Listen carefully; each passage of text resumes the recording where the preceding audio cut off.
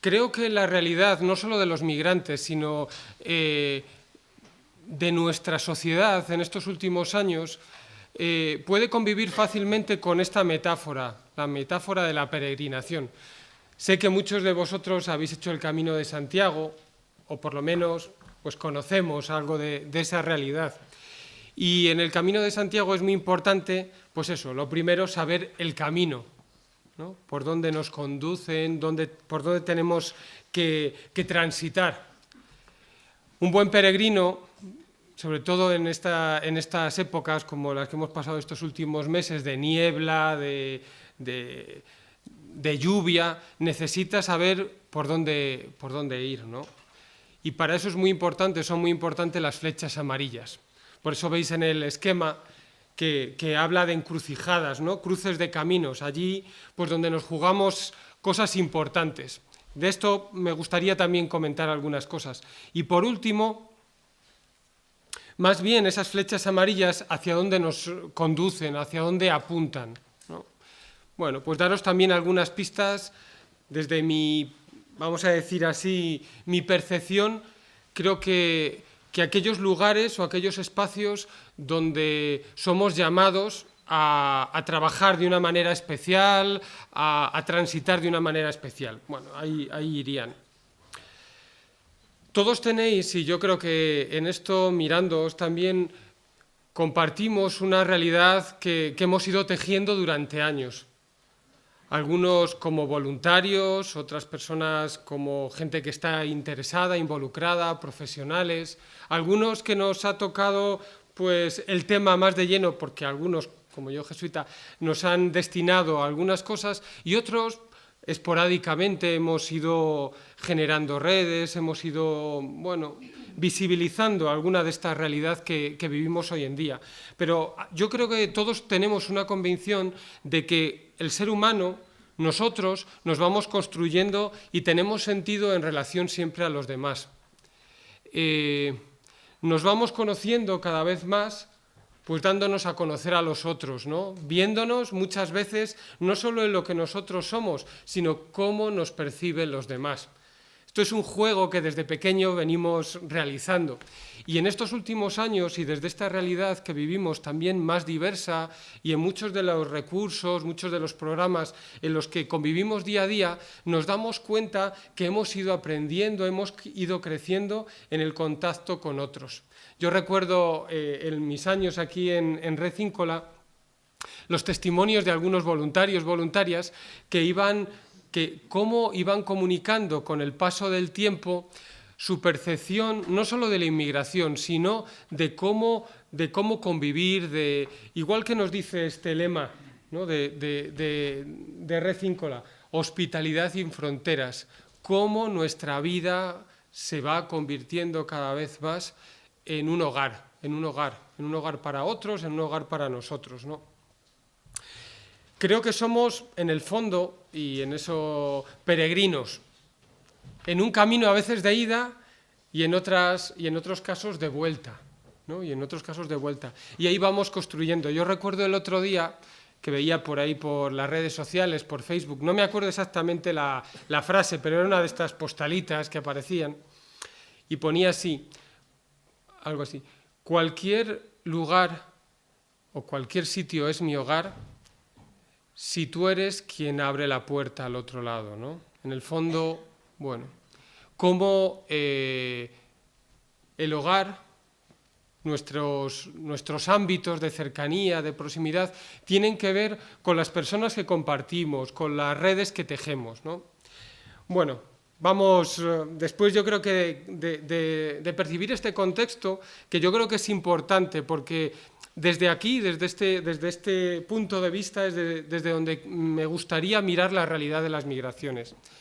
¿Cuáles son los caminos por los que transitamos, yo creo, en esta realidad de la inmigración hoy en día? No me quiero... Bueno, veis ahí el peregrino que comienza a caminar por los caminos. Como os digo, no quiero como centrarme solo en datos y en gráficas, pero creo que es ilustrativo caer en la cuenta de algunos flashes, ¿no? De lo que ocurre en nuestro contexto actual, en nuestra sociedad. Por una parte, la situación demográfica. Veis ahí, y esto yo creo que no os adelanto nada nuevo, cómo en los últimos, vamos a decir, 15 años, 10 años, la evolución de la población en España ha sido bien significativa. Pasar de ser 40 millones aproximadamente a principios de este siglo a estar ahora en 46 millones y pico, más o menos, ¿no? 6 millones de personas, prácticamente, de personas que han nacido fuera de España y que poco a poco, bueno, no iba a decir poco a poco, porque ha sido en muy corto espacio de tiempo, han ido conviviendo con nosotros, ¿no? Conviviendo con nosotros. La evolución, como veis, ha sido mucho más importante hasta la crisis, hasta el 2008 aproximadamente, y bueno, luego pues se ha ido, bueno, atemperando, vamos a decir así. La evolución del crecimiento de la población en España, hasta el 2008, como veis, ha ido creciendo y paulatinamente pues ha ido disminuyendo hasta ya en estos últimos años, a partir del 2013, con un crecimiento anual negativo. Lo veíamos en la gráfica. Así, en líneas generales, si veis las estadísticas de españoles y de extranjeros, pues es más o menos se corresponde a lo que veíamos antes. Como os decía, tampoco me quiero parar mucho en esto. Una mirada así a nivel general de cuáles son las nacionalidades o las comunidades más importantes en España. Bueno, tenéis ahí Rumanía, Marruecos, otros países que entran también como extranjeros, ¿verdad? Pues Reino Unido, Ecuador, Italia, bueno, Colombia, China, que ha ido, bueno, pues creciendo en estos últimos años. No me quiero parar mucho en esto, pero que tengamos algunos flashes, ¿no? La evolución de las migraciones, como os decía antes, desde el 2008-2009 hasta el 2009, la evolución en general, el saldo migratorio era positivo. Es decir, las inmigraciones superaban a los emigrantes, ¿no? Y esto pues se ha ido paulatinamente, bueno, pues como veis, el saldo cada vez ha sido más negativo. Continúa así. ¿Por qué ha ocurrido esto? Bueno, ¿por qué ha ocurrido esto? Quería plantearos una cosa. Una de las noticias que aparecen en todos los sitios, y tienen buena parte de verdad, es que los números han ido disminuyendo porque los inmigrantes se han ido yendo fuera de España. A veces voluntariamente y otras veces forzosamente, como bien sabéis también vosotros, ¿no? Pero además de esa realidad, a mí me gustaría anotar dos cosas, que son ver un poco qué ocurre con las nacionalizaciones, qué ocurre con los españoles, quiénes somos los españoles en la actualidad, cómo estamos constituidos y cómo ha ido esto del retorno voluntario. ¿Es verdad que voluntariamente y con los programas habilitados se han ido mucha gente fuera de España? Bueno, a ver, vamos a ver. Bueno, creo que me he despistado y le he dado sin querer, perdonadme. Aquí es donde quería llegar, o sea que no pasa. Como veis, la evolución de la población en España, y esto son datos ahí claros, españoles en el 2014 éramos 46 millones y medio aproximadamente, de los cuales de ese total, españoles éramos 41 millones, casi 42, y extranjeros 4.676.000, ¿no? Con unas particularidades, y esto yo creo que a mí, por lo menos la primera vez que lo vi, y sobre todo cuando lo estudiaba, me llamaba la atención, ¿no? De esos españoles nacidos en España son 40 millones aproximadamente, o somos 40 millones, y los españoles nacidos en el extranjero, o sea, nacionalizados, ¿no? Españoles, ya ascendían en el 2014 a 1.700.000. Es verdad que las estadísticas, una vez que uno deja de tener pasaporte extranjero o obtiene la nacionalidad española, deja de ser automáticamente inmigrante. pero creo que poco a poco vamos a tener que ir utilizando otros lenguajes para hablar en nuestros contextos de lo que significa vivir juntos, diversidad, entender estos temas de cohesión social. Y de los extranjeros, también de esos 4.600.000 aproximadamente, nacidos en el extranjero son 4.200.000 y nacidos en España, pero extranjeros, o sea que tienen otra nacionalidad, son casi 500.000, ¿no? 440.000, 241, ¿no? Bueno, teníamos. Es decir, si unimos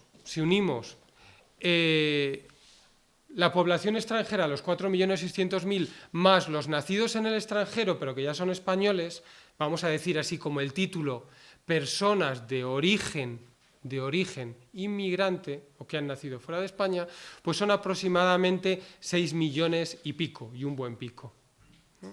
Bueno, esto no quiere decir que no haya personas que se hayan ido, evidentemente, y lo vemos muchas veces en nuestros recursos, en lo que hacemos, pero también viendo los números nos damos cuenta que el esfuerzo, en algún caso, y voy apuntando así, nos lo tenemos o nos lo jugamos en esto, en la hospitalidad, ¿no? En cómo gestionamos nuestra diversidad.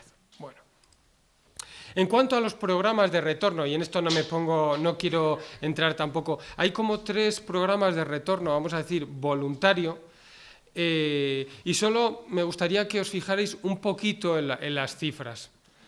Estábamos hablando antes de 1.700.000 de nacionalizaciones, 4 millones y pico de extranjeros, y los números de personas que han retornado en estos programas voluntarios en el total, esto lo fui haciendo con el Instituto Nacional de Estadística y buscando los datos, ¿no? Y en la Secretaría también de Migración, hay aproximadamente unos 24.500 personas que se han beneficiado de los programas de retorno voluntario. Un buen número, en la mayoría de ellos, eran principalmente por nacionalidades argentinos, colombianos, bueno, un buen número bolivianos en algún caso, ¿no? Pero bueno, principalmente esos. Y las cifras, ya veis, cada año, en muchos casos eran en el primer año, ¿no? El 2009, cuando se implementaron, pues eran en torno a 4.000 en toda España, pero luego fueron 2.000, 1.000 y pico, en algunos llegando casi a los 1.000, bueno. Vale, no me quiero parar en esto, si queréis luego a lo mejor comentamos algo más, pero también para hacernos un poco a la idea de que, además de que tal vez se podrían haber habilitado también presupuestariamente un poco más estos programas, el hecho es que las personas que han retornado pues han sido pocas en estos programas voluntarios, ¿vale? Bueno, por otra parte vemos, y esto nos damos cuenta, ¿no? Si en el año 2000 éramos 40 millones de españoles y en el 2013-2014 aproximadamente seguimos siendo 40 millones también de nacidos en España y con nacionalidad española, ¿no? Vamos, sin origen inmigrante, esto nos habla de algo, ¿no? Yo creo que nos habla también de un déficit demográfico. Esto es una gráfica también del Instituto Nacional de Estadística de las proyecciones de población que hay. Veis ahí los datos del 2009, cómo han evolucionado, 2019, 2029, 2034, 2049. Hay otro gráfico también un pelín más actual, pero vamos, también de estas proyecciones. Si os dais cuenta, en las pirámides, sobre todo cuando estudiábamos en la escuela, en general, pues las pirámides más sanas, decían, eran las que eran un poco más gorditas, en la parte de la base, ¿no? Y en el centro. En el fondo, las personas que nacen y las personas que están en edad activa, ¿no? que trabajan, bueno. Y a medida que la pirámide iba llegando hacia arriba, pues iba disminuyendo, ¿no? Nos estamos dando cuenta con las tendencias también de nacimientos, de defunciones, que nuestra pirámide en muy pocos años va a ser muy difícil de sostener. ¿De dónde vamos a obtener el dinero para cobrar nuestras pensiones? en cierta manera, incluso quién va a cuidar de nosotros mismos, ¿no? O de nuestros mayores. Bueno, hay una realidad en el sistema productivo, en nuestras pirámides poblacionales, que, bueno, que al menos, yo no voy a decir que tengamos que apurarnos muchísimo, pero sí que nos tienen que hacer pensar. Y no solo ocurre en España. Si miramos muchas de las poblaciones, muchas de esas pirámides en otras partes de Europa y de nuestro mundo occidental, pues prácticamente creo que sería algo parecido. Desde estos años, sobre todo estos últimos años de la crisis, se ha producido una fuerte erosión del estado de bienestar. Y de esto yo creo que no hace falta que hable mucho. Bien sabéis, el informe FOESA, que hace ya unos meses, ¿no? Salió ese informe concienzudo y que seguramente aquí, lo sé, en Valladolid han presentado también, donde está por detrás también instituciones como Cáritas, ¿no? Plantean la evolución de los niveles de integración de la población española.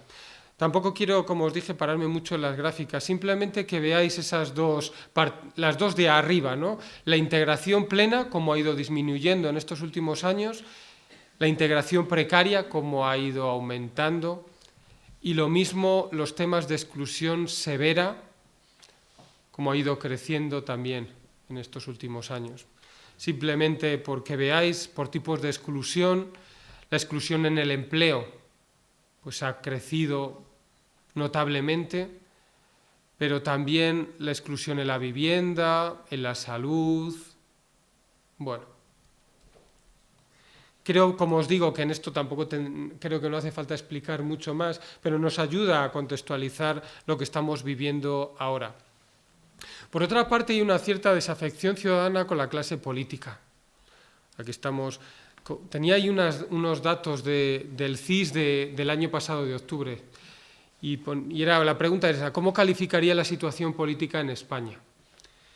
Y bueno, empezaba por muy buena, 0,1, buena, 2%, regular, un 14%, mala, un 31%, y muy mala, un 49%, casi un 50%. Si cogemos el muy mala y el mala, pues nos queda un porcentaje notable, ¿no? Más de un 80% de la población en España califica la situación política como mala o muy mala, ¿no? Creo que esta realidad, bueno, que estamos viviendo también de emergencia de nuevos partidos, de un debate político, social, bueno, pues creo que es algo positivo. Quizás, bueno, pues estos elementos nos están ayudando también a mirar la realidad, a mirar nuestros contextos de otra manera. Bueno, de otra manera. El tema de gestión de las fronteras también es algo bien claro, ¿no?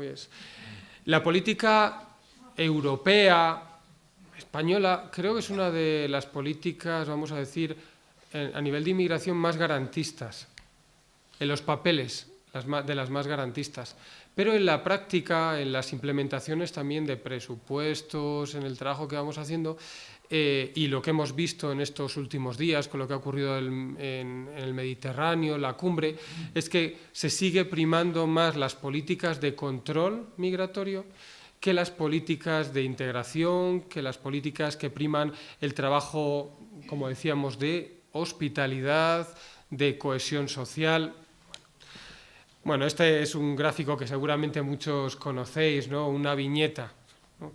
Bienvenidos, no pasar. Yo creo que algo de esto pues tiene también lo que os comentábamos, un poco de la ley de extranjería de NECO hace algunos años.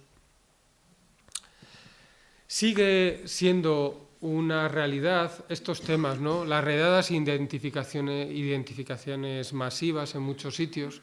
Nuestros compañeros de Atalaya en Burgos, pues hace poquito pues, estaban viviendo esto con mucha intensidad.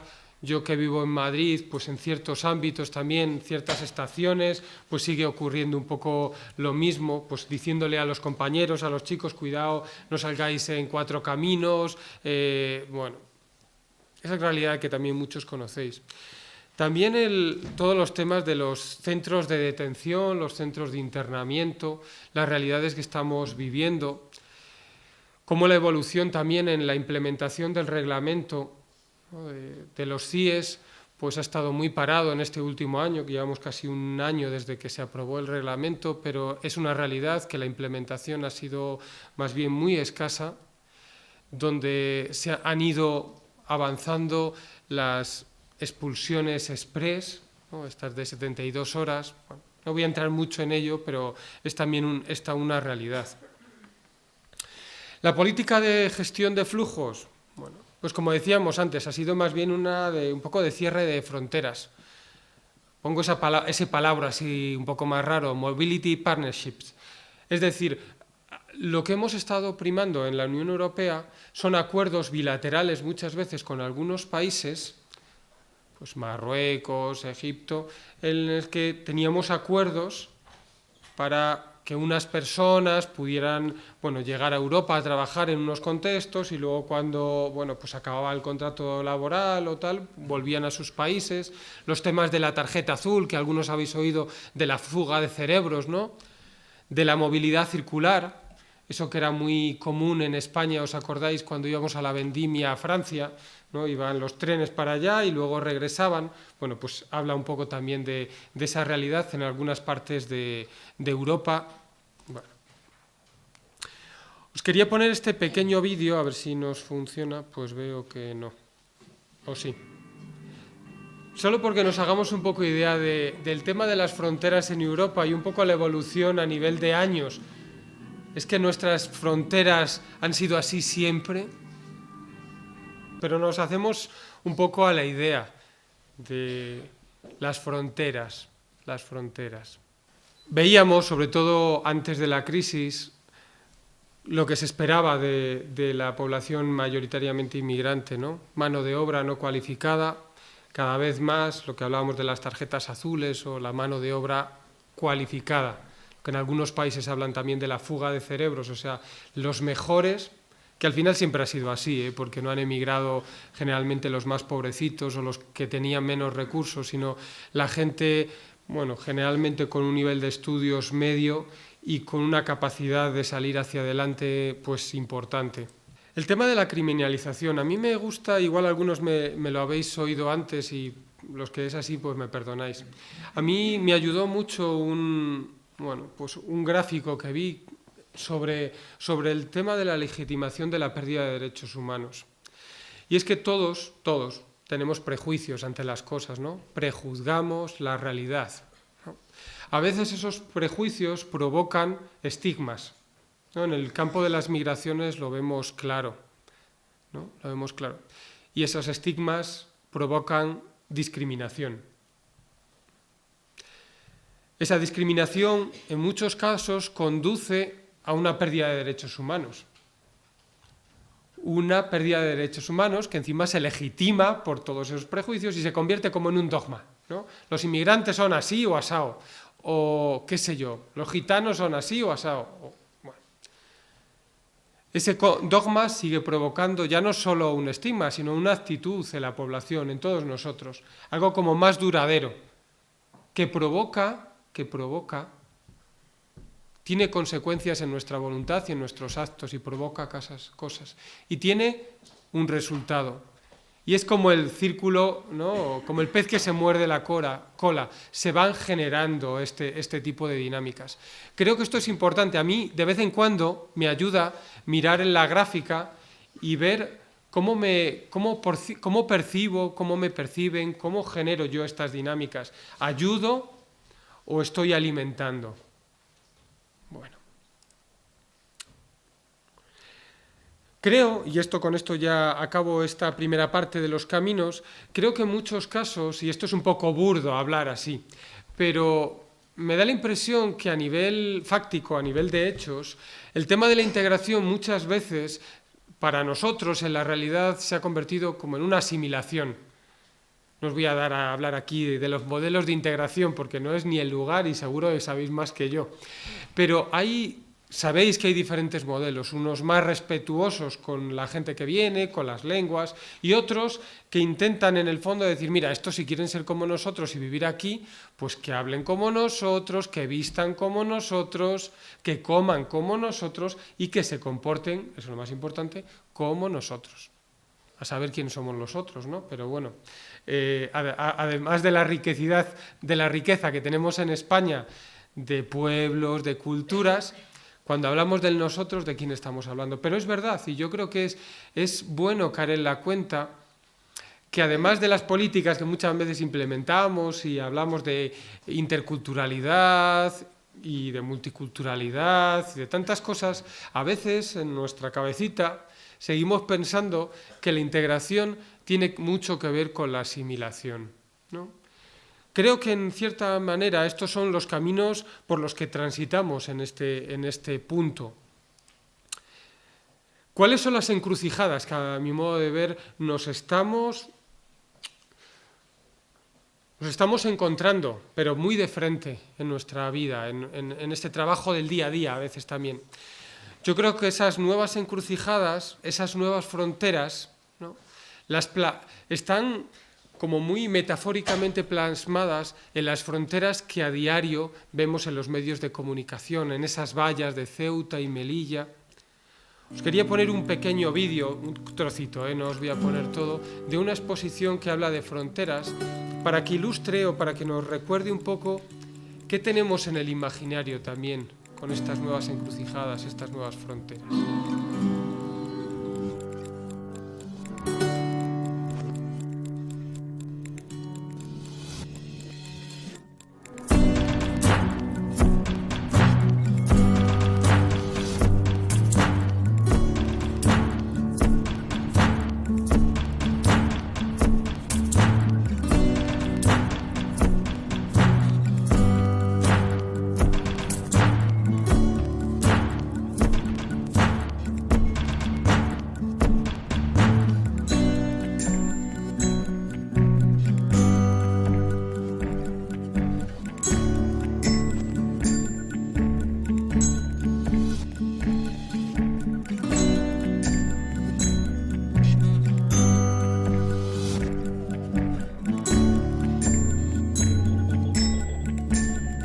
Unas fronteras que nos hablan de puntos estratégicos.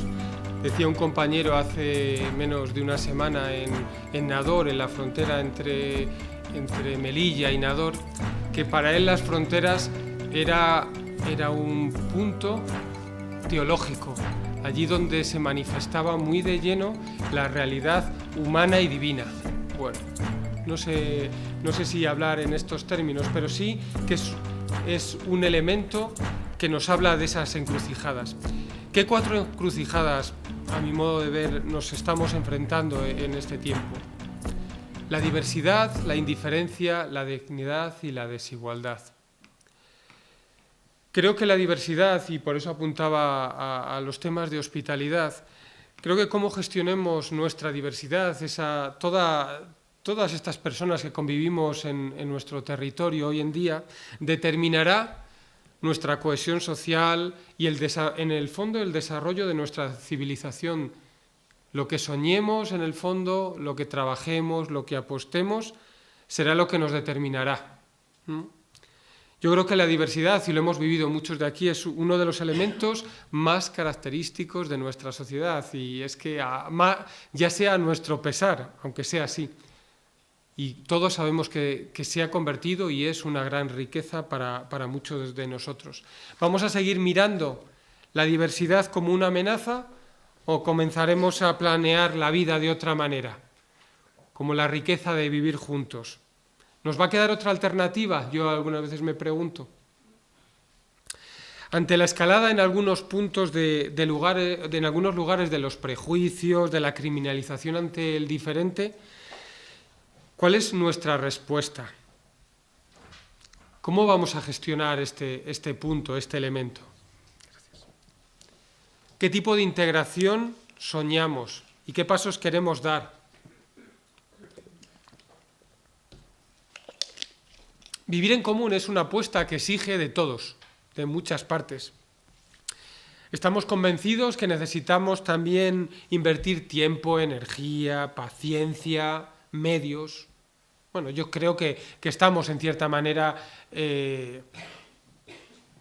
creemos o sabemos que lo tenemos que hacer, pero ¿realmente nos damos cuenta de la importancia que tiene para nuestra sociedad?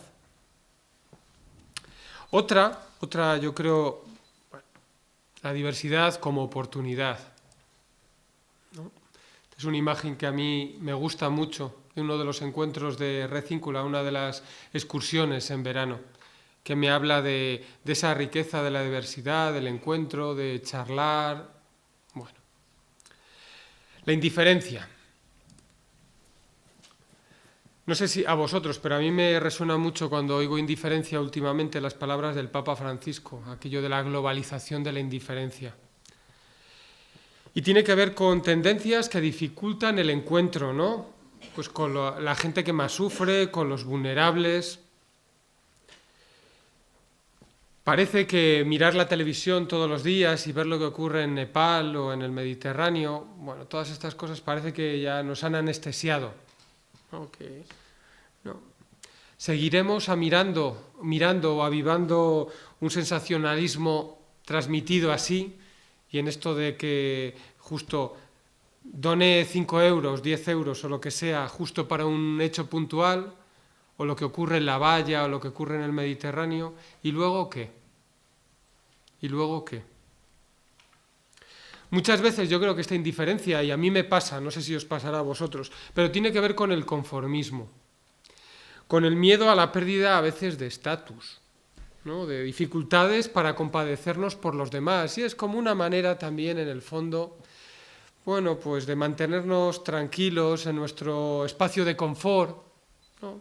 Estamos más o menos cómodos.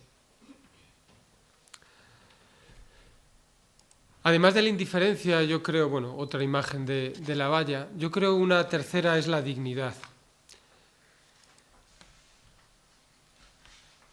Los informes, estos últimos, el informe FOESA, de Oxfam, del EAP en España, de Cruz Roja, informes de diferentes ámbitos, ponen de relieve las tendencias que ocurren, ¿no?, en nuestras sociedades de desigualdad, que están generando en muchos casos una pérdida de dignidad en las personas, ¿no? Estamos viviendo en unas encrucijadas del mundo que en muchos casos están permitiendo la legitimación de pérdida de derechos humanos, en aras a controlar mejor nuestras fronteras o por, yo diría, también una protección de nuestro estilo de vida, de nuestro propio estilo de vida. Hace poquito, como os decía, hay algunos compañeros que también habéis estado por aquí y sé que otros, en otros casos, hemos estado en situaciones de frontera, en esos asentamientos de esas personas que intentan llegar a Europa, huyendo de situaciones muy complicadas, buscando no solo un sueño, ¿no?, sino poder alimentar a sus familias, huir de situaciones muy violentas, de guerras, ¿no? Pero también hay un caso del que nos hablará Javier mañana, es el tema de trata de personas.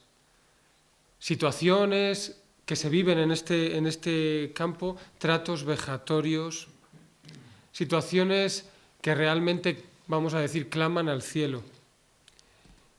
¿Quién se aprovecha de todas estas realidades? ¿Alguna vez estamos cayendo en la cuenta o miramos hacia otro lado? ¿Cómo se puede calificar una sociedad que denigra y que no auxilia a las personas inmigrantes? Yo diría a muchas personas. Decían muchas personas, ¿no? Pero a mí me llama mucho la atención un obispo agrelo, ahí en el norte de Marruecos, en Targen, dice: una sociedad que permite esto es una sociedad enferma. Es una sociedad enferma. Y por último, la última encrucijada de la que os quería hablar es la encrucijada de la desigualdad. Bueno, este simplemente es un gráfico del informe de Oxfam, ¿no?, sobre desigualdad. Ni así, una tasa del 1,5% sobre la riqueza de los multimillonarios tras la aparición de la crisis económica podría haber salvado 25 millones de vidas. Bueno, estas cifras que, pues habría que estudiarlas un poco, habría que ver un poco con más calma, nos habla, en el fondo, de la gran desigualdad que existe en nuestro mundo, de qué mal está repartida la riqueza. Esto que parece que no es una cosa que a nadie nos llama mucho, no sé si nos llama mucho o poco la atención, pero es una de las grandes encrucijadas hoy en día. 4 encrucijadas y algunas flechas amarillas. ¿Por dónde creo yo que podría ir este camino, ¿no? de apuesta por un trabajo con más sentido, donde podamos crecer como personas? ¿Cuáles son esas flechas amarillas de los peregrinos? Los mojones, ¿no? en el camino, ¿no? Las flechas.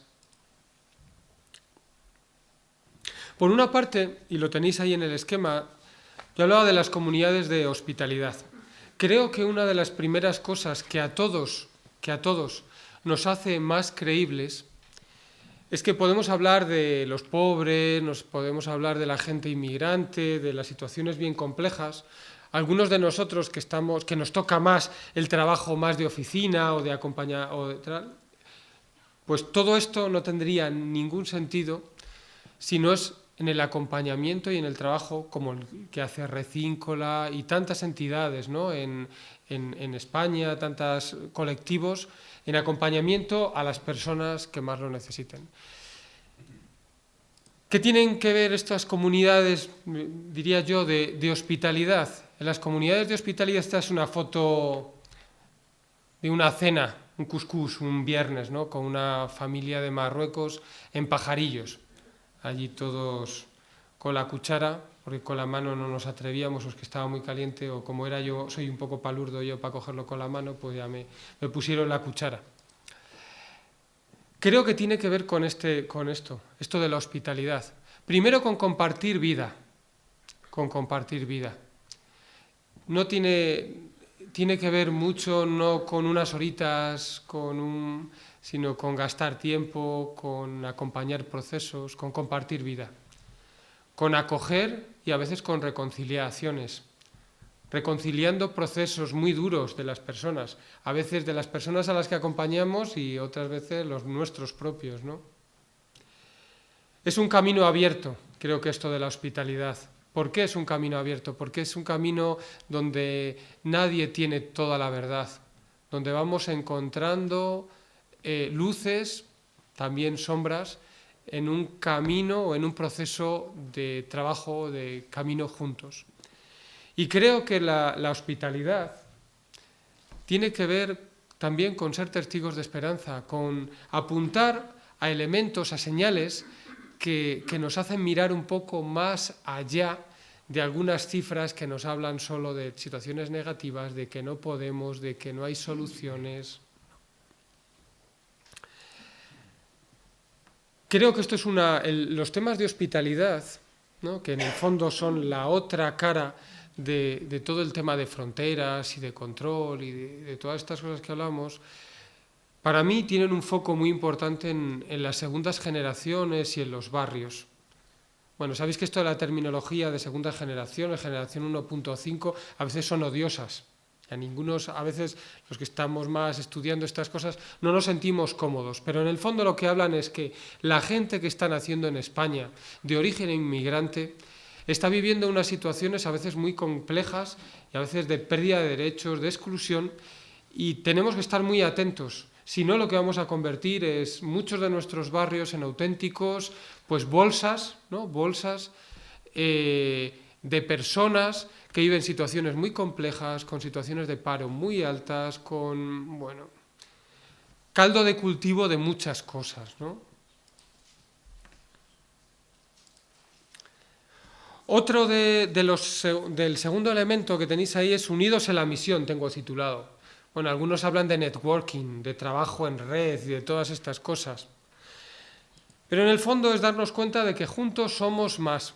Yo creo que en estos últimos años, no creo que sea solo la crisis. Esta mañana cuando hablábamos en Recíncola con gente de los equipos, una de las compañeras nos decía, cada vez nos estamos dando cuenta de que solo cuando trabajamos con otros, cuando miramos la realidad de manera integral y desde diferentes puntos de vista, somos capaces de generar vida, de generar expectativas para otros. Y yo me lo creo. esta imagen de, parece, ¿no?, de una sociedad a lo mejor envejecida, nuestra, es decir, que todos somos uno, en el fondo, ¿no? Nuestra madre tierra, como tantas cosas, ¿no? De ese trabajo en red, donde lo jugamos mucho en el nivel meso, no ni en el nivel micro del uno a uno, ni a veces en el nivel macro de los grandes estados, sino en el nivel meso del asociacionismo, de la participación, del trabajo del trabajo colectivo. Bueno, una imagen de hace ya algunos años que de Mencha hasta tenía más pelo y todo, ¿eh? Y es que grandes retos, como los que nos plantea nuestra sociedad hoy en día, necesita de compromisos más fuertes y de respuestas resistentes y transformadoras. Y esto solo lo podemos hacer si lo hacemos juntos, si nos convencemos de que juntos somos más, Una tercera flecha amarilla, o por donde veo yo ahí, tiene que ver esto con salgamos a la calle.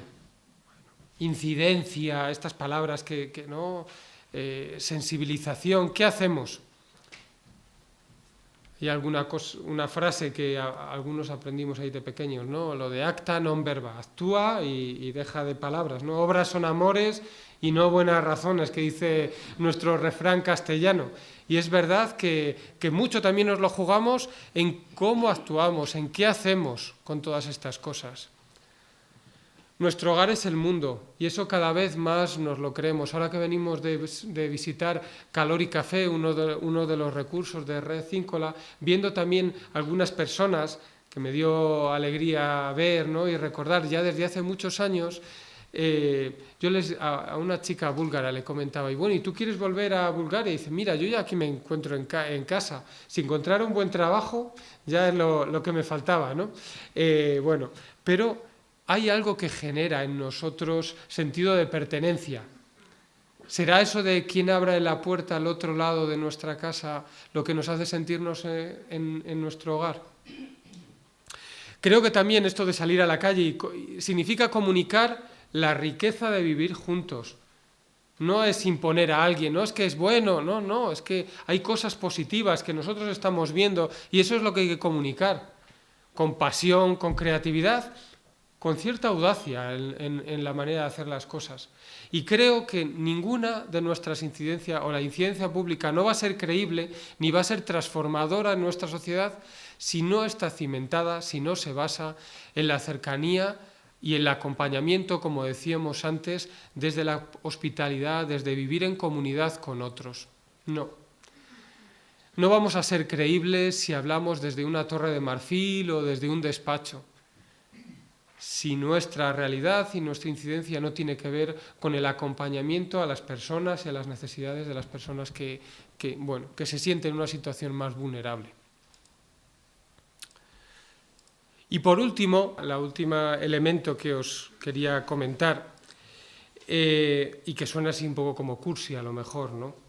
Lo de vivamos enamorados y enraizados, que tiene que ver también con el sueño. Creo que nuestro trabajo del día a día, como voluntarios, como gente que colaboramos en sitios, como que trabajamos, que nos empeñamos también en el acompañamiento, en el trabajo, en la defensa, en el servicio de las personas que peor lo pasan, de las personas inmigrantes, necesitamos cuidar ese sueño. Y por eso decía eso, lo de vivamos enamorados y enraizados. Creo que nuestra vida tiene, y en el trabajo a veces del día a día, tiene que ver con esta metáfora del árbol, El árbol, sabemos todos, que normalmente es mucho más de lo que vemos así a primera vista, ¿no? Una mirada superficial nos deja, pues, con lo obvio, ¿no?, lo que vemos, pero sabemos que las raíces del árbol van más hondas y buscan los nutrientes, buscan el agua. Perdona, Félix, que yo aquí me meto en otro campo, pero tiene que ver con eso, tiene que ver con una realidad que nosotros tenemos que cuidar. Tenemos que cuidar dónde alimentamos, de dónde viene nuestro trabajo, nuestro sueño, nuestra pasión, y eso es muy importante. ¿Por qué comenzamos en esto y de dónde trabajamos? Y ya por último, digo, vivir enamorado. Creo que esto de bueno, las parejas, ¿no? Recuerda los aniversarios, se mandan flores, se dicen cariñitos y esas cosas, ¿no? Y creo que también en nuestro trabajo, en nuestro día a día, a veces nos desgastamos muchísimo. A veces también se desgastan las relaciones, se desgastan las instituciones y necesitamos cuidar como esa red que nos ayuda a avanzar, a trabajar para otros, ¿no? Creo que ese vivir enamorado y enraizado está muy en la base también de nuestro trabajo, está muy en la base de nuestro trabajo.